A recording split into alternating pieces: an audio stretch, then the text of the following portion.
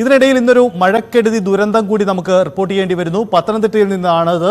ഒഴുക്കിൽപ്പെട്ട് കാണാതായ 2 പേർക്ക് വേണ്ടിയുള്ള തിരച്ചിൽ അവിടെ തുടരുകയാണ്.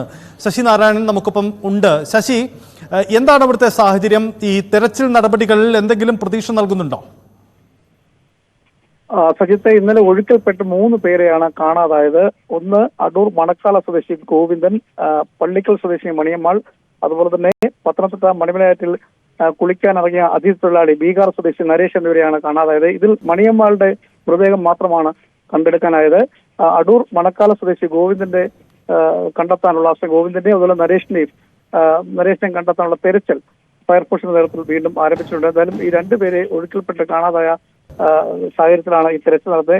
ഈ ഗോവിന്ദൻ മീൻ പിടിക്കാനായി പോകുന്ന സമയത്താണ് ആറ്റിൽ വീണ് കാണാതാവുന്നത്. പള്ളിക്കൽ സ്വദേശി മണിയമ്മാൾ കുളിക്കാൻ പോകുന്ന സമയത്താണ് തോട്ടിൽ നിന്ന് ഒഴുക്കിൽപ്പെട്ട് മരണമടയുന്നത്. ബീഹാർ സ്വദേശി നരേഷ് ഈ പത്തനംതിട്ട മണിമലയാറ്റിൽ സുഹൃത്തുക്കൾ 3 പേരും ഉൾപ്പെടെ കുളിക്കാനെത്തുമ്പോൾ കയത്തിലകപ്പെട്ടാണ് കാണാതാകുന്നത്. എന്തായാലും ഈ 2 പേർക്കുള്ള തിരച്ചിൽ ഫയർഫോഴ്സിന്റെ നാട്ടുകാരുടെ നേതൃത്വത്തിൽ തുടരുകയാണ്. ജില്ലയിൽ മഴ രാവിലെ മുതൽ ഇപ്പോൾ ശക്തമായിട്ടുണ്ട്.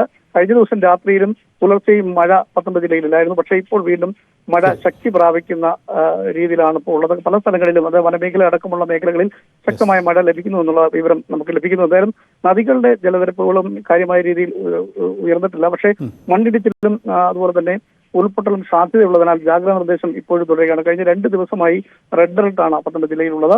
ഇന്നും റെഡ് അലർട്ടാണ്. അതിന്റെ ഒരു മുൻകരുതൽ നിർദ്ദേശം എന്ന നിലയ്ക്ക് തന്നെ ജാഗ്രതാ നിർദ്ദേശം തുടരുകയാണ്. മലയോര മേഖലയിലേക്കുള്ള യാത്രകൾക്ക് നിരോധനമുണ്ട്. ക്വാറികളുടെ പ്രവർത്തനങ്ങൾക്കും നിരോധനമുണ്ട്. അത്തരത്തിൽ ഒരു മുൻകരുതൽ, അതായത് അപകട സാധ്യത മുന്നിൽ കണ്ടുകൊണ്ട് ജില്ലാ ഭരണകൂടവും ദുരന്ത നിവാരണ അതോറിറ്റിയും അത്ര ഒരു മുന്നറിയിപ്പ് നൽകിയിട്ടുണ്ട്. എന്തായാലും നിലവിലത്തെ സാഹചര്യത്തിൽ സർക്കാർ ലീവിൽ പോയിട്ടുള്ള, അവധിയിൽ പോയിട്ടുള്ള ഉദ്യോഗസ്ഥരെല്ലാം തിരിച്ചു പ്രവേശിപ്പിക്കാനും കളക്ടർ ഉത്തരവിട്ടുണ്ട്. അത്തരത്തിൽ ആശങ്കപ്പെട്ട സാഹചര്യം നിലവിലില്ലെങ്കിലും മുൻകരുതൽ ജാഗ്രത ജില്ലയിൽ ഇപ്പോഴും തുടരുന്നു. വരും മണിക്കൂറുകളിൽ മഴ ശക്തി പ്രാപിക്കാനാണ് സാധ്യത. അതിതീവ്ര മഴ വരും മണിക്കൂർ ഉണ്ടാകുന്ന കാലാവസ്ഥാ നിരീക്ഷണ കേന്ദ്രത്തിന്റെ മുന്നറിയിപ്പ് കൂടി ഉണ്ടാകുന്നു. ശരി, അതീവ ജാഗ്രത വേണമെന്നതാണ് പൊതുനിർദ്ദേശം. അത് പാലിക്കപ്പെടുക തന്നെ ചെയ്യണം. എല്ലാ പൊതുജനങ്ങളും അത് ഉറപ്പുവരുത്തേണ്ടതുണ്ട്. അധികൃതർക്കൊപ്പവും നമുക്കും അതിൽ പങ്കുചേരാം.